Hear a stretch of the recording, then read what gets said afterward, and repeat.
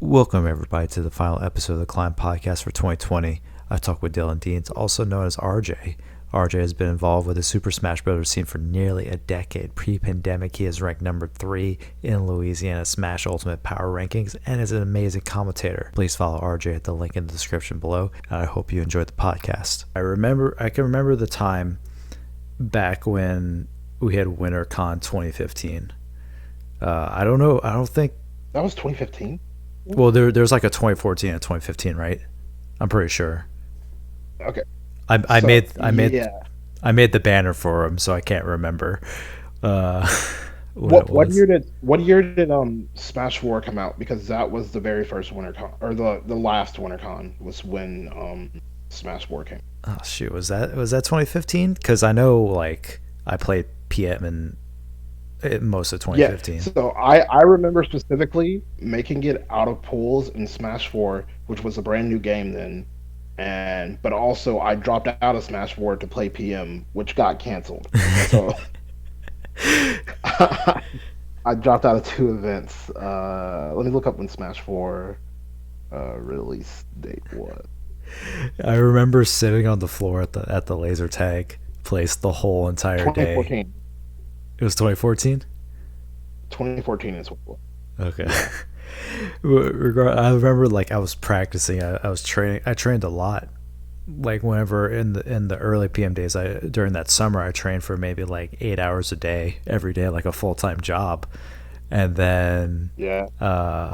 I guess I stopped practicing less and less. But I was like, I remember being hyped up for WinterCon. I'm like, oh, this is kind of cool. Let me go play. And then I sat on the floor the entire day. I couldn't even play friendlies because all the saves were taken for like a brawl tournament or something like that. I was so upset. I actually remember that tournament very specifically. So what happened was, Smash 4 was the new game, and they decided to run round robin pools because it had the most.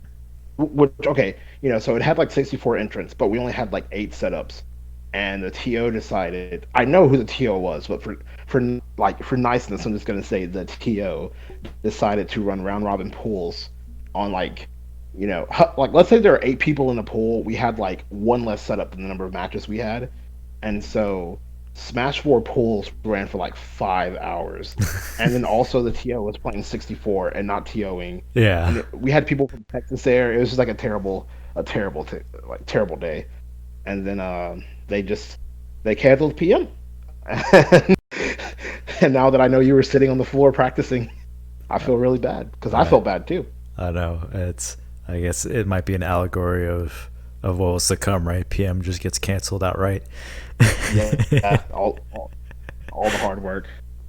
So I was looking back at this in Smashboards, I guess a couple of days ago, and I was trying to look through all the posts, trying to remember different names, different faces, and I saw, I guess, your posts. I was specifically looking for yours, and so your join date for Smashboards was May 19th, 2013. Um, was that when you started to get into Smash? Was like around that time, or did you just like find the, or were you already involved a little bit and you just decided like, oh, let me join like Smashboards? So I started playing Smash competitively in late 2011, actually, but I did not know how like massive it was. I want to say like okay, so what happened was we had a dorm tournament, and everyone in my dorm, we played Smash casually, like, oh, Dylan's gonna win this tournament, and then it was brawl, and some snake player named Okuzer from Shreveport. I don't know what DI is. I don't know what any of that stuff is. He comes up and he beats me, and I was just hooked. Uh, so around that time, I decided that I didn't like losing and I did like winning, and so I went to his dorm. That probably started my grades slipping in college. Actually, I went to his dorm and played with him nonstop. Uh, let's say I played with them nonstop for like 2 weeks, and like in 2 weeks I was going even with them from like knowing nothing about competitive Smash, and then I got better than him. But then through Brawl I found PM, and then through PM I found Melee. Um, yeah, so I guess. I think actually what made me join Smashboards is probably I met John Ramsar, who was a Louisiana Tech freshman. No, I talked to him on Smash Wars. Maybe Drinking Food introduced me to. Yeah, that's what it was. Drinking Food was like, hey man, he's a really old school PM player. He's like, there's this place where Smashers go to gather, info, and through Smash Boards, I met the rest of South LA, Melee and Brawl. I do remember my very first out of city tournament. I went to Lafayette and went to um, play and trade for a brawl tournament with no chairs and like 10 entrants and Those play were and the trade. good days. Yeah, one setup, we were all standing up. Every match was hype. And I remember Lee Martin being there, who, like, at that time to me, I'm like a freshman in college or something like that. He's just like, you know, this guy I've read about teaming with like Mewtwo King, who I've also read about, but it was just really cool. It was really cool, and it's funny because when I tell people I started, around 2011, 2012, they ask if I'm like, a documentary kid. Which when did the documentary come out? It came out way later than that, I right? think it came a little bit later, like 2013, maybe, if I remember correctly. Yeah, so maybe my Smash Bros. Join date is what makes people ask me that. But I just remember that like for some reason a lot of people would ask me if the documentary got me into Smash, and it's just like a really huge coincidence that like I started right around the same time. Right, But yeah, right. I do remember the Louisiana Smash Boards thread being named after Flair Fox, who was a community member that passed away, which I always thought was like that was like my first impression of the community. I asked them like, why is it named Flair Fox, and someone told me, and I thought that was like a really cool thing. So that's always been like my impression of the community. Yeah, what's it's crazy because I guess he's also was in the same city as me, right? But I never really met him. Um, and so whenever we revived, I guess that Lafayette scene with like the brawl, combined like brawl and melee with Project M, it was pretty like cool just to see like the amount of reverence that people had, and just that close community that we had, and it started to evolve like across the scene. Like I guess you and I are probably one of the few people that have played at least all the different games at some form in Louisiana. Like we started with Brawl, and then Yeah. we made that shift with Melee and Project M, and then Smash 4 and Ultimate. So, and I'm long retired, I guess at the at this point. I'm old and washed up compared to everybody else. But what makes you stay motivated when you've been in the community as long as you have? Like how have you said like, okay, this isn't for me anymore, or I can't put my resources and time into this anymore? But Um. So part of it, I think part of it that really helped me like stay focused was finding the traditional fighting game FGC like halfway through my Smash journey, and like, Smash is a pretty tame, fighting game community compared to like, some of the trash talk we see in Smash and things that would be like off limits are not off limits in other scenes. Like, you have people like Poke Chop who like, not necessarily scream in their opponent's face, but you can feel the bad blood there and like just the not wanting to lose. And for me, I just hate the thought of like anybody being better than me. Anybody being better than me in a game that I put time into, because I feel like it's a extension of like my intelligence, like in a way. Because Smash isn't like a necessarily technical demanding game, at least not like so I feel like if I sit down to play somebody and they beat me, it's because like I made a mistake mentally, and that for me is just like unacceptable. And I got really lucky because the city I live in isn't that strong of a city. But you and I were, in Smash 4 they had Wi-Fi. Ultimately they had Wi-Fi. Brawl technically had Wi-Fi too, but it wasn't Brawl had good. Wi-Fi. That's how I learned how to play Smash. Actually, was through Yeah, yeah, Brawl yeah, Wi-Fi. yeah. All this Brawl, man. All this like it wasn't like amazing Wi-Fi, but it did have it. But from a melee perspective and even like an early PM build perspective, you didn't have Wi-Fi.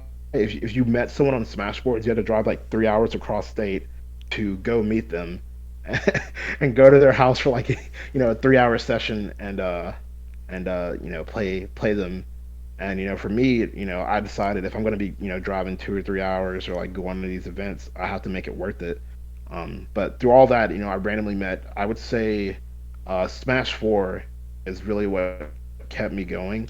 Because I met people like Gabe or Brawler G, Zai, Captain Zach, Samsora. I met all of them, and they were all better than me, and that I just couldn't stand that. I remember my very first in Smash Four. I made top eight in every single tournament I ever attended, except for one, because it was like 100 degrees in the tournament. I just was not having it. But I remember like just hating them being better than me. But then somewhere along the way, they all became my friends because we all had the same goal. Like I don't want this person next to me to be better than me. Um, and eventually, I became not okay with anyone being better than me, but just being okay with us all growing and becoming better as a scene. And then one day along the way, and this is like what my current goal in Smash is, it shifted. There was a very clear divide in Smash 4 that, Sam Sora and Captain Zach were, air quotes, the only good players from Louisiana. And from that moment on, my goal became to be like, to show everyone that, they're not just the only good players. All of Louisiana is sick when we put our minds to it. And now, we have Kirby Kid on Wi-Fi showing people everyone knows who Zai is.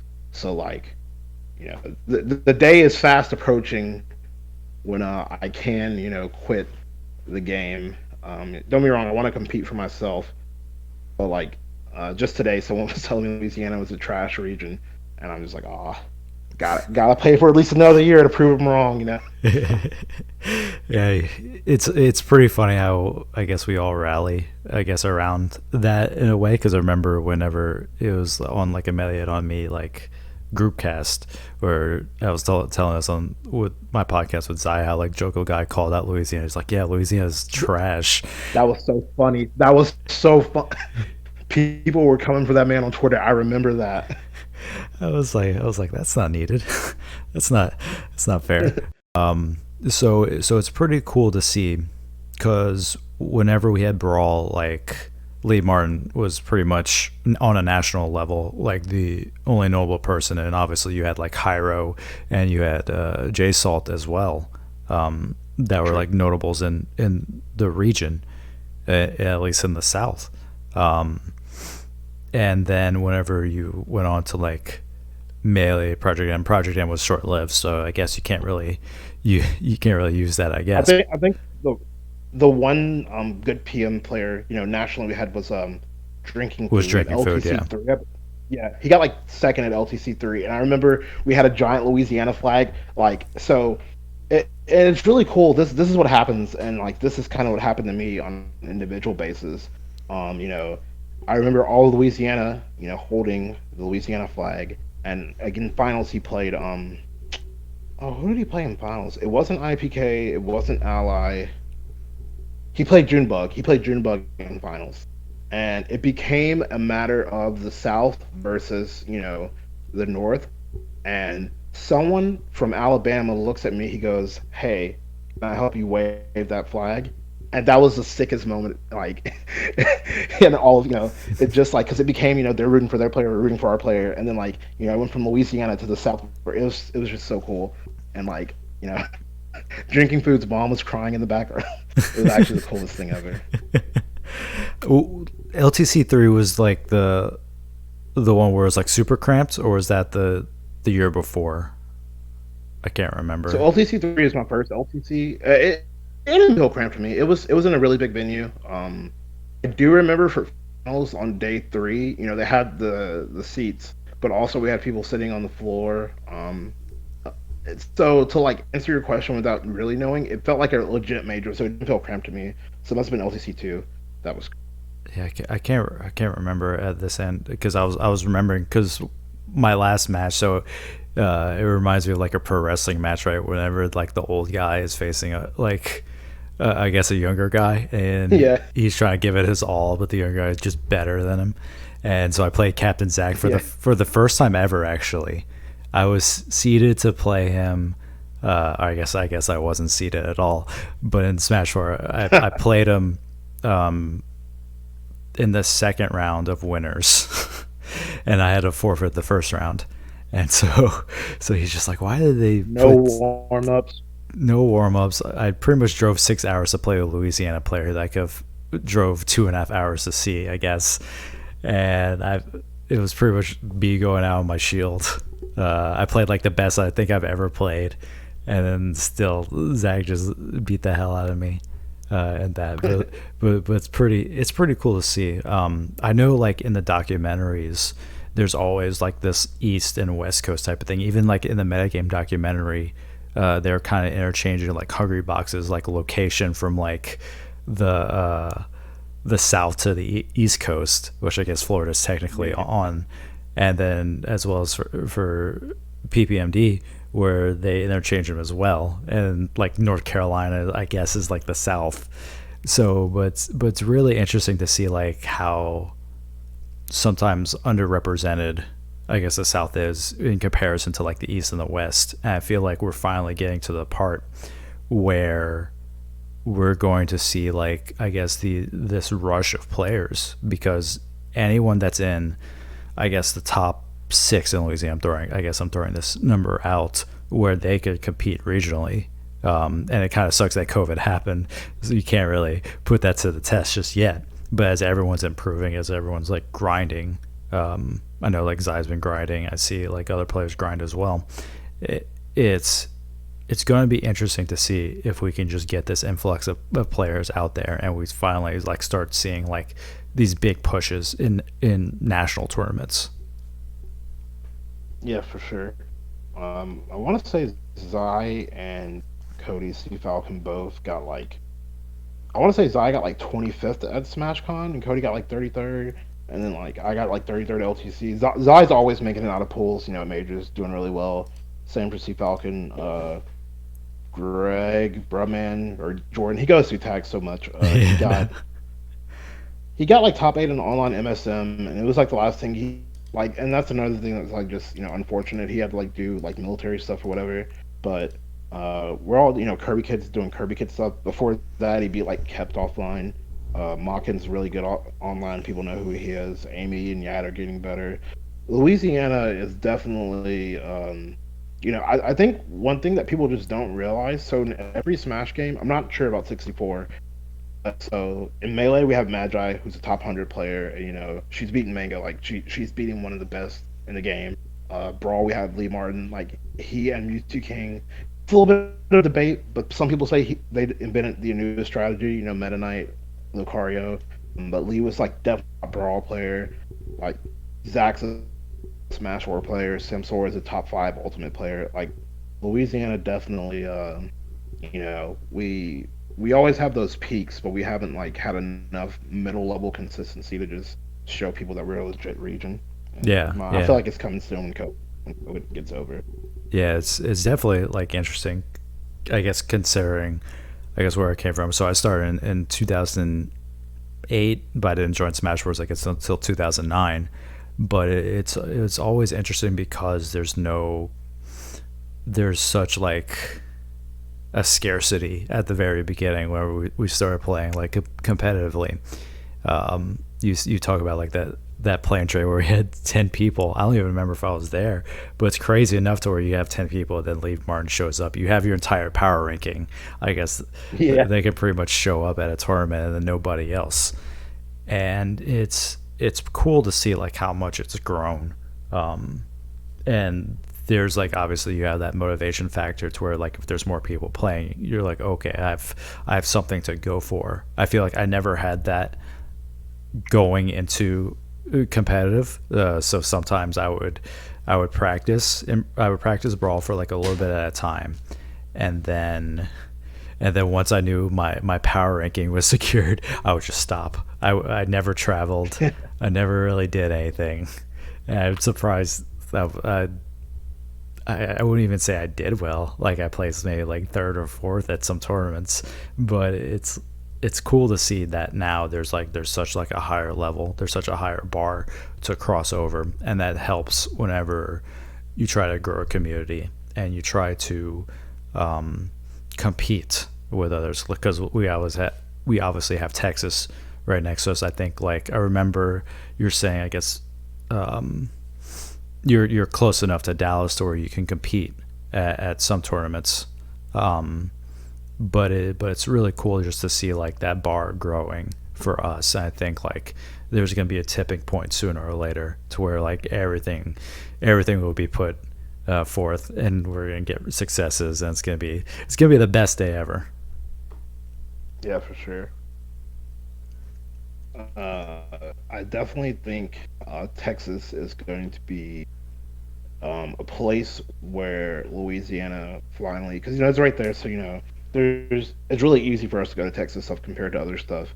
But I know Cody and Zai have gotten like second or one doubles in Houston and Dallas events. Um, you know, everyone's made it out of pools there. Uh, for some reason, I remembered Ultimatum, which was like the first Ultimate Major. This is really funny too. So I got like third in Squad Strike, I think, but also randomly, uh, you know, like Zai didn't make it out of pools that tournament because he hadn't really found a main yet.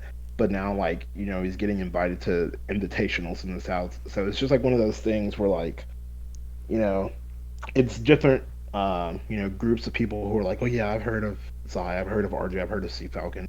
But pretty soon, I want, LA to be like a household name in terms of Smash. Right, right. It's everything like starting to bubble up. It's like the word of mouth is spreading slowly. It's funny because there's like I guess a couple of colleges. So we're UL's in collegiate, and people are asking Zai to practice against them. Like our rival schools are asking to practice against them because they have no clue about like the Palatine matches. Like University of Houston, I believe, asked before. UT like Zai practice with the UT Dallas team a little bit online, so so it's pretty cool how like that's starting to grow. That sort of like profiles being able to grow. So pre pandemic, you're ranked third in the state. I know, but I also know you had winning records against Zai and Greg Jordan, whatever, Brawlman. Broman. What I don't know why I'm calling him Brawlman. Broman, Hood Life, Hood Wonder. We're gonna So make many tags. we're gonna make him pick a name. It's funny because like I don't know if he just makes a new account every time on Smash.gg or if he just like renames himself. It would be funny just to see like all the different chronicles of his name. Um, but since you had those winning records, you're pretty much on pace for number one in Louisiana.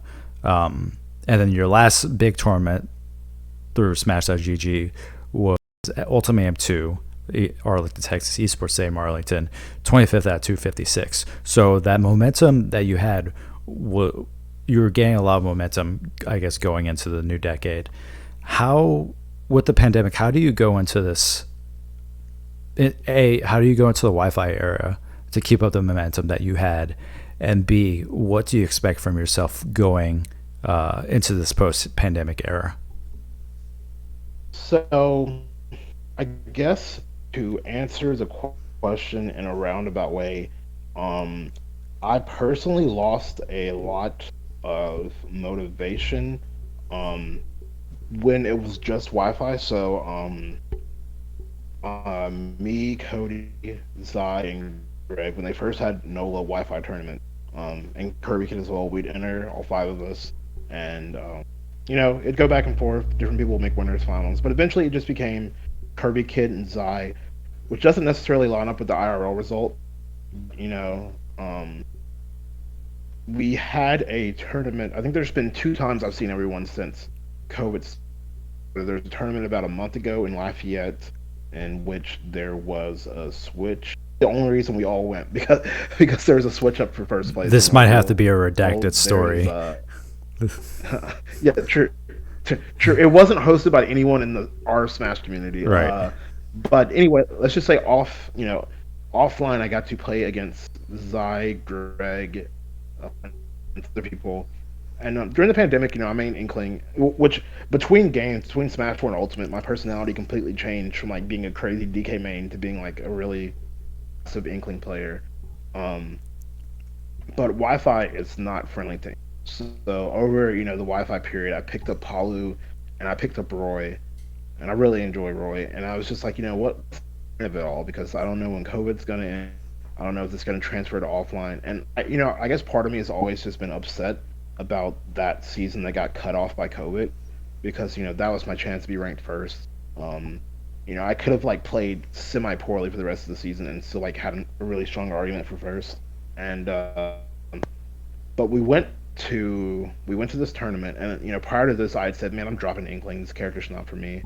Well, this tournament I got to play Yat, who's also steadily improving, and Yat almost beat me, but like we had like a nail biter set. I beat him, and then I played Roy for the very first time in a serious bracket against Zai, and Zai three stocked me the first game, and I said, you know, I was like, man, Roy was going to be like, a character. He's going to be an answer. I don't know what's happening. But, I collected myself. I'm like, it's my first game with Roy today. It's fine. And I two stocked him. I two stocked him again. And then, game four at SD, he wins. Game five, he wins. Um, and then I'll lose to Sea Falcon and losers. But I've been playing the game long enough to realize that, you have your off days, you have your good days, but you have to be able to take something good from every tournament. You can play bad or I'm playing good. Your average play is just like your skill level. If you beat MK Leo once, but then you go 0 and 2 for like 100 tournaments in a row, your average play is that of an 0 and 2er. No matter what your peak was. Uh, and so, but my motivation was seeing that even from a completely Wi-Fi filled area or era to like going back offline for one event, that a brand new character of mine, my hashtag fundies carried me far enough that I can still do it. Um, because like I guess self doubt's been like a really big thing for me. Because like you said, I'm old. We're old. Uh, and when Ultimate first came out, I actually didn't go to events for like the first 4 months or so because of work. And then it took me like another like 4 months to win a tournament. And I remember crying after winning a random monthly in a card shop with like Zai and Cody and Greg, because like you, it sounds to the outside you're like bro, it's just a video game, but when you contextualize it as I spent 8 months trying to win this tournament, that kind of breakthrough, lets you know that it isn't for any, for nothing, that progress is being made. So, I guess for me personally, getting through this pandemic has been a really big, you just keep grinding on some level, because, it's not for nothing. Someday things are going to go back to normal. And if I want to, like, reach my goals, I have to stay in practice. And it sounds like a cheap excuse, like, oh, I'm just brushing it off because it's Wi-Fi. But like, at the end of the day, you have to be able to tell yourself that, um, you know, it is Wi-Fi.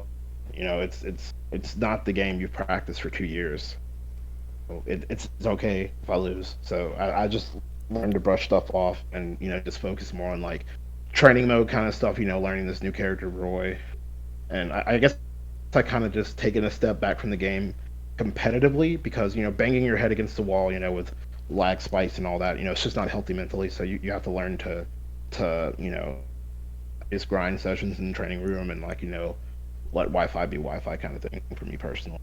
Yeah, yeah. To conceptualize, I guess one of the points you made a little bit, the amount of practice you have to put in just to be good at this game is crazy, right? And we're not even counting travel. And to put in that much time and travel so far, so for you, I guess depending on where the tournament is, like drives could be close to 3 hours for you normally, right? Yeah, living in Alexandria sucks. So just as like a quick aside, so where I live, our tournaments might have like 8 people. But so if we want to go to a big LA tournament, Shreveport's 2 hours, Lafayette's an hour and a half, Baton Rouge is 2 hours, New Orleans is 3 hours, home is 3 hours, and like there's no guarantee I don't go to I don't get fourth place at these tournaments. Just like make an 8 hour trip just to get fourth or something like that. It's like terrible. Yeah. Yeah, so the it's so crazy to think about that, right? I guess this is probably one of the reasons why I don't compete anymore. I hated travel, and I guess being in Louisiana, like it's like a must that you travel to get better. Yeah. But it's crazy, like the time sink that this game can be for us. Just the amount of time that you practice to get better, and then you also have to get better. You have to go to these tournaments, and you have to play against a wide array of skill sets. Like if online was good, then like it would be like phenomenal to use as like as a tool to improve. But in Louisiana, since we're so spread out, since all of our players are so spread out, it's just like I understand like that sort of like emotion to be able to say like this is the validation for all this hard work, and it's great that you're able to get that, and you're still like on the right path up. I guess it just kind of took like a worldwide pandemic to kind of put you Yeah. on a little bit of a detour. So I guess just from an old guy, just seeing another old guy succeed, it's pretty like special.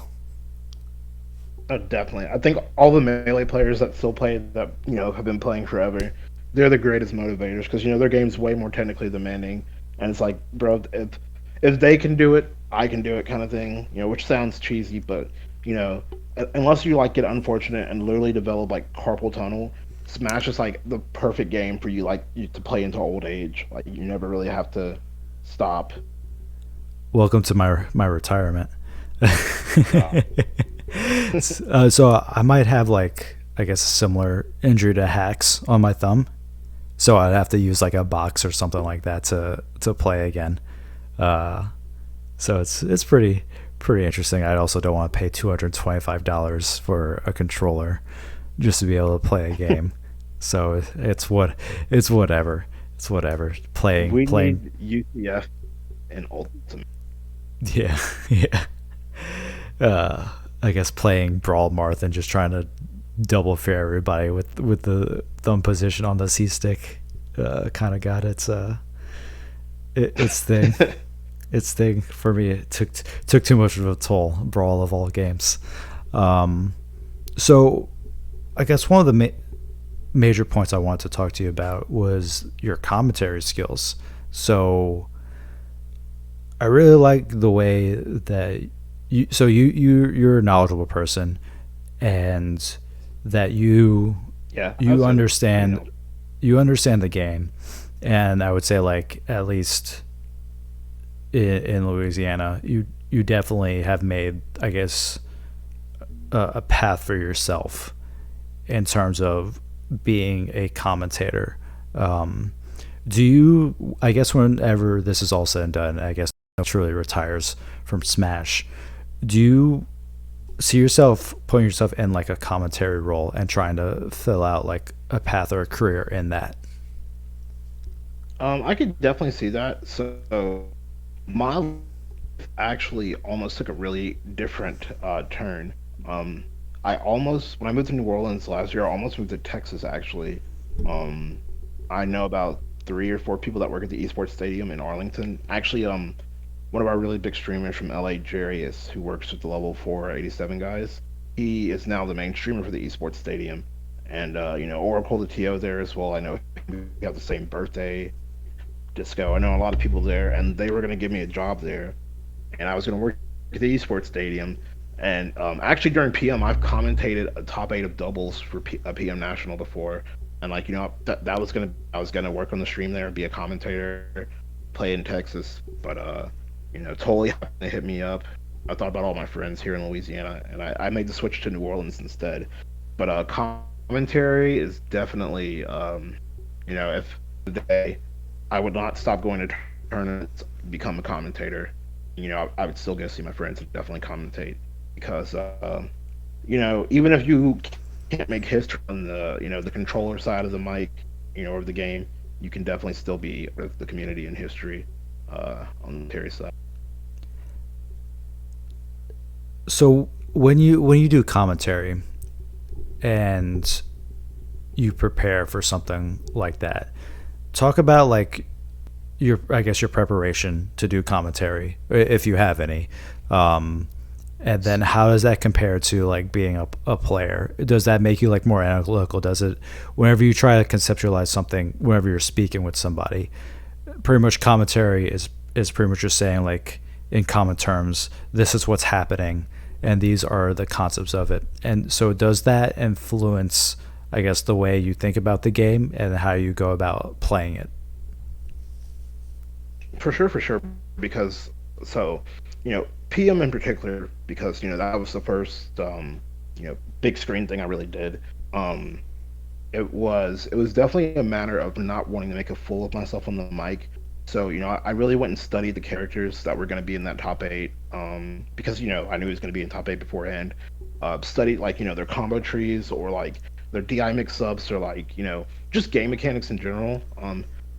And so, to flip that to Ultimate and Smash 4, I got lucky because I play those games really extensively, and I know most of the core mechanics and most of the character combos.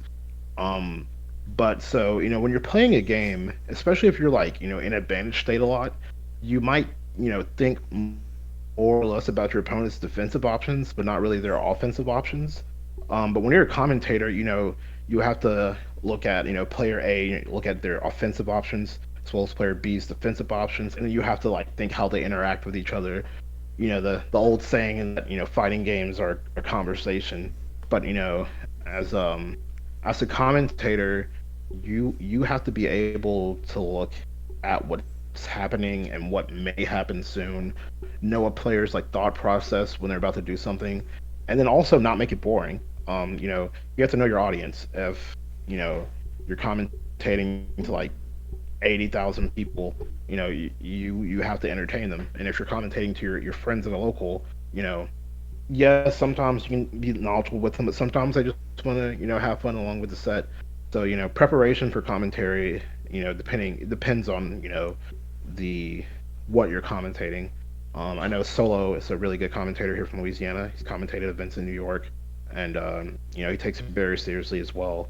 And it's definitely I've seen a lot of so at that PM bit event I commentated. I've seen a lot of people just want to hop on the mic, which you can do at locals, but that Twitch chat is a rough crowd. They will let you know if you're not on your P's and Q's.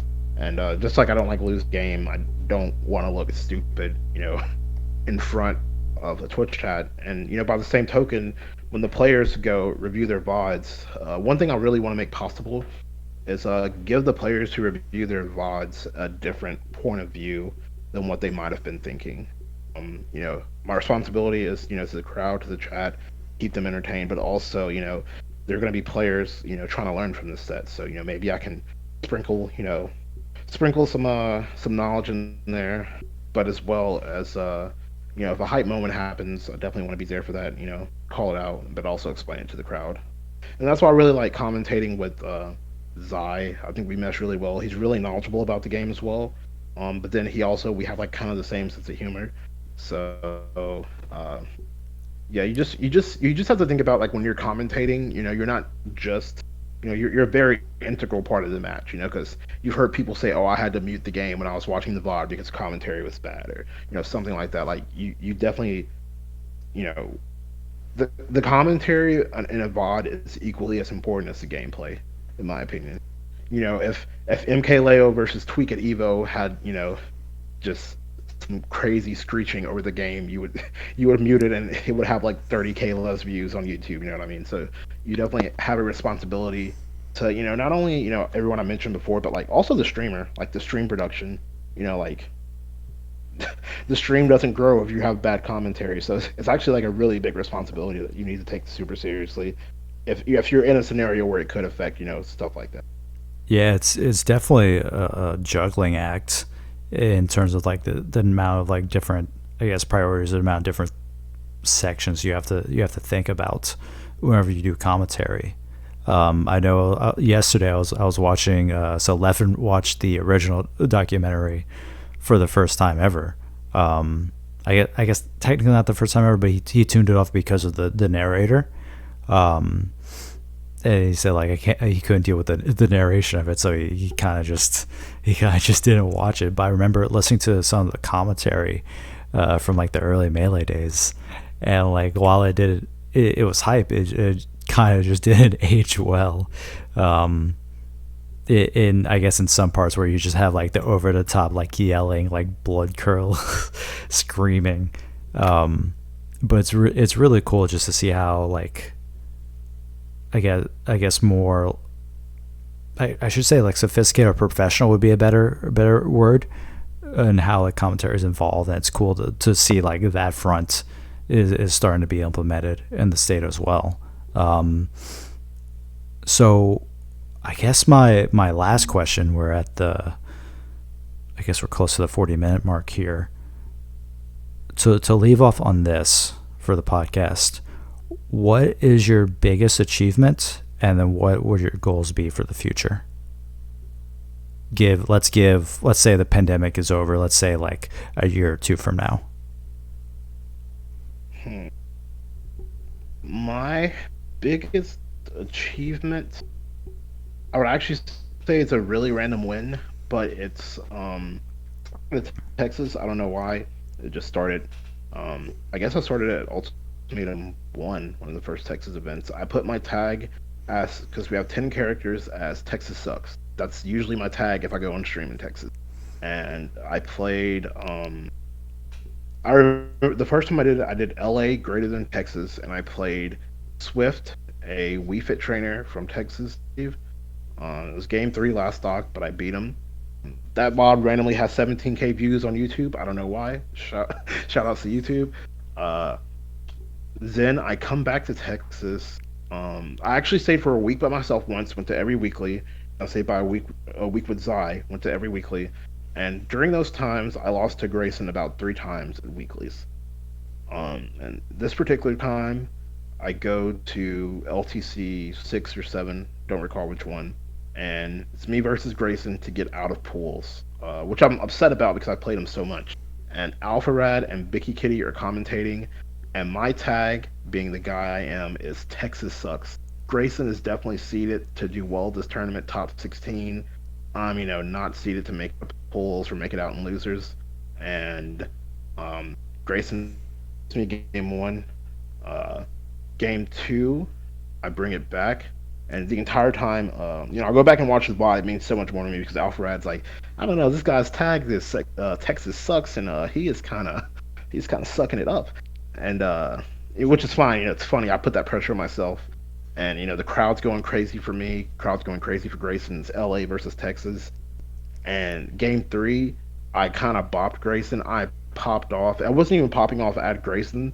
I was popping off at the Texas crowd. You know, all the LA Smash homies were there, and I think that's probably my greatest accomplishment. And I've had like wins of equal value or greater value. But you have to remember like my story in Smash is I want LA to be seen as like better than other regions, and beating a player ranked in like the top 5 in Texas who was seeded to do really well was just like the sickest thing I've ever done Smash for me personally. Um, and in terms of what I want my goals to be, I want to get first in LA Smash again, or not again, but like have another season where I can get first and actually be ranked first and not be interrupted by something. Um, and then I just want to like have another Grayson-esque victory in a national. And I think it's really important for me that every time I'm on stream at a national that I have on some kind of tag that represents Louisiana. And it does. When I went back and watched the VOD, Alpha Rad saying that I put a lot of pressure on myself by making that my tag. It's really true, but I also love it. Like, if I can rep LA like that, I think out of the times I've done it, I've went like 2 and 3 with LA's greater than Texas or Texas sucks tags, something like that. And I think that's what I always want to do, no matter where I go. Just rep Louisiana and get us another W like that.